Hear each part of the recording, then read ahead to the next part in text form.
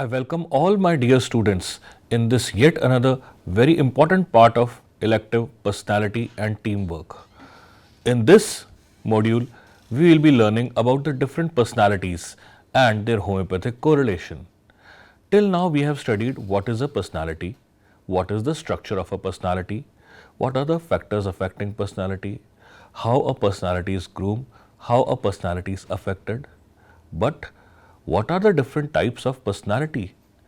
We haven't studied about them. And in this part, you will be understanding how are the different types of personality related or differentiated, what are their attributes, what are the attributes of a personality, and most importantly, the correlation of personalities with homeopathy. In the last, you will be understanding, is there any research relation with personality?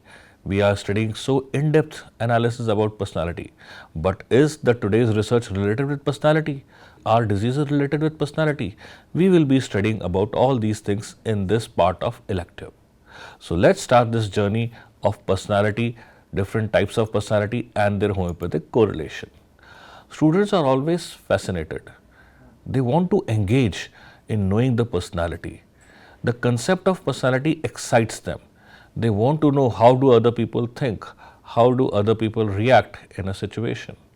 This fascination for personality wants them to opt for the selective personality and teamwork skills.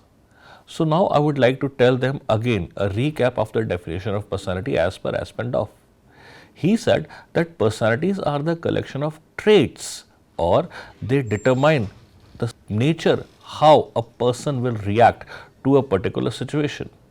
And all these reactions of a person to a situation are based on his experiences. So basically, the personality develops on the basis of the experiences a person is having over a period of time. Now coming to the very important part of personality, how the personality actually works. The working methodology of a personality has simple three plain attributes. There are three important attributes of personality. My dear students, you should understand that. The first is personality is organized. Means if you have a particular type of personality, then you will exhibit the sign, symptoms, behavior according to that type of personality only. So it is organized and it is constant. Means it is not easily changeable. The personality, the behavior you are experiencing through your past, it will be exhibited in the very same way. It is not like that today you are having one personality, in the evening you are having another personality, and in the morning at the time of breakfast you are having third type of personality. Normally, it does not happen like that. In a normal, healthy person, the personality is organized and it is consistent or constant. The second important attribute of personality is the stability related with personality. As I told you, if a person has a nature of very sweet, affectionate, then whenever he will meet with persons, that sweetness, that affection, that gesture of love will be shared to all those persons who he is meeting or she is meeting. Whether it is a child or it is an adult or they are his parents or they are his relatives, they all will be showered by the warmth of affection for a sweet personality. Simultaneously, if a person has an angry behavior, having a low threshold value, a very low tolerance level, then small things will excite him. He will lose his cool, he will lose his temper on very little, unimportant, insignificant things. People around him will always be worried he may not get angry on trifles. And in homeopathy, all these things are very important. So personality is consistent, organized, and most importantly, stable.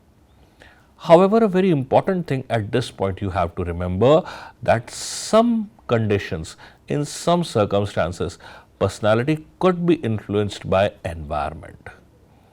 Now that environment word is very important from the point of homeopathy. It is the homeopathy which considers the genetic environment to be very important. And simultaneously, the external environment, maybe a person may be affectionate, a person may be very loving, a person may be very caring, But if he has a very harsh upbringing, if he is constantly tormented by negative emotions, he is subjected to harassment, then after a prolonged suffering, there are fair chances that his personality or her personality may change.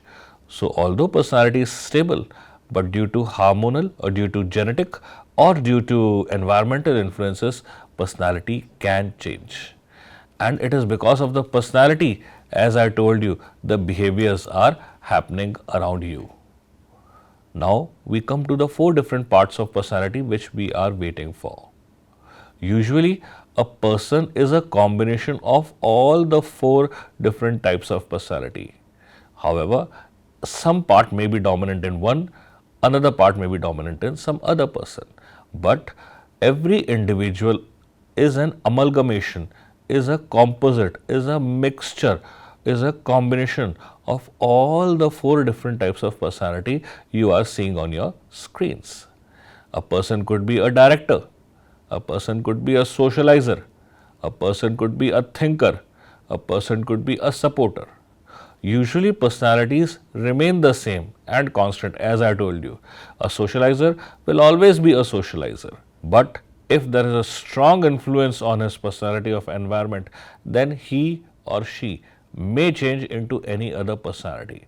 But that requires a very strong emotional or psychiatric influence. Usually a person with a typical personality exhibits a mixture, a composition of all the four features: the director, the socializer, the thinker, the supporter. Now we will be understanding and differentiating simultaneously all these personalities. As you see, the type A personalities have high energy level, just like type B personalities. But in type A, the energy is of an aggressive type, whereas in type B, they are fun loving, jolly natured, and they are excited. They remain excitable. They are excited towards new situations, but the energy dimension are totally different in expression. Here in type A, where it is aggressive, it is excitable with jolly natured in type B. Type B is convincing and friendly natured, whereas type A is ready to take control, charge, be a boss of the situation.